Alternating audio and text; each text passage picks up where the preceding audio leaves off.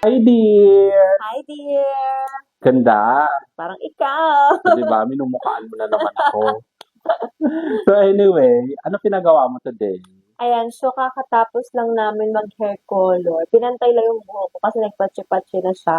Dahil Mm. galing tayo sa bleaching. So ngayon ang gagawin naman natin ay ikakabit na yung hair extensions. Okay. Actually, sobrang tagal ang hair extension sa akin. 2 months. Andun Di pa rin ba? talaga. Oh, upang matagalan talaga sa tani hair extension. Magkamukha na ba tayo? True, eh, no? Magkawangis lang tayo, di ba?